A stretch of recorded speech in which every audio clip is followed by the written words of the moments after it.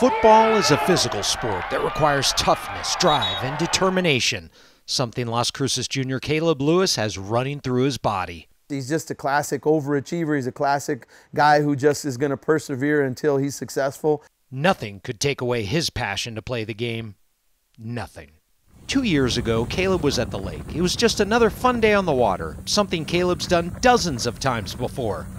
But this ride on his wakeboard turned out to be traumatic. All right, here we go. Oh, here we go. Woo! Oh, no. That one hurt. The tip of the board went first under the water and pretty much catapulted him into the wake. I just fall really awkwardly. I think I just hit the water at that wrong of an angle. It wasn't until the next day when they discovered Caleb's fall turned out to be near fatal. We knew things weren't quite right, but he kept saying, "I'm fine. I am just fine." I'm like pushing through the day, like I don't feel great. He called me and all he said was, "Mama." And I was like, oh. So I knew immediately something was horribly wrong. They rushed to the emergency room, and within 45 minutes, Caleb was being airlifted to an El Paso hospital.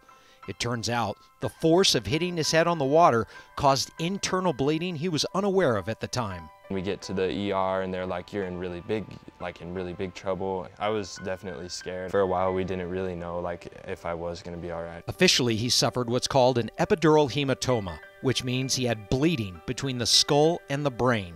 A craniotomy was required and a titanium plate was placed in his skull. Coming out of surgery, the first thing on Caleb's mind was football. One of the thoughts was, I need to call Coach Stat and I got to call in because I'm not going to be at practice this week. And that was one of the first things because I had only been practicing like 1 or 2 weeks and I had just fallen in love with it. In his hospital bed, Caleb was now being told about how his vision, speech, and mobility could be affected. They told us just post-surgery, 6 to 9 months before his speech will regulate. Could be 6 to 9 months before his gait regulates and he can walk regularly.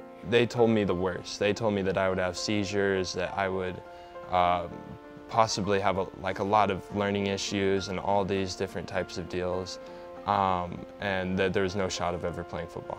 That just wasn't going to be acceptable for Caleb. Giving up an active lifestyle was not an option for Caleb. After extensive rehab and testing, Caleb was finally able to ring the bell to signify the end of his physical and cognitive therapy.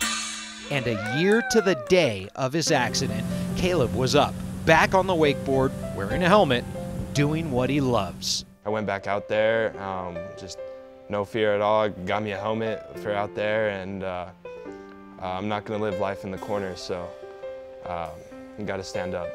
But returning to football would be something different. Caleb explained to his mom that his focus was to keep playing the game he was so passionate about. I just fell in love with the process and the way that everything worked here at Cruces football, and I just wasn't going to let that go. When they told him it was a possibility that he wouldn't play, he wasn't going to have it. And the mom is really the one that said, "Coach, I think that it's going to hurt him more mentally if he can't play than anything that would hurt him if he came back and played."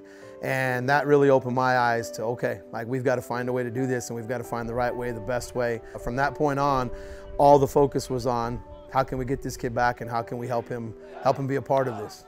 Through hard work, will, and relentless perseverance, Caleb is now the Bulldogs' starting defensive end, playing without hesitation. When adversity hits, no matter if it's physical or mental or emotional, so many times we kind of tend to shut down, and we don't even give ourselves a chance at success.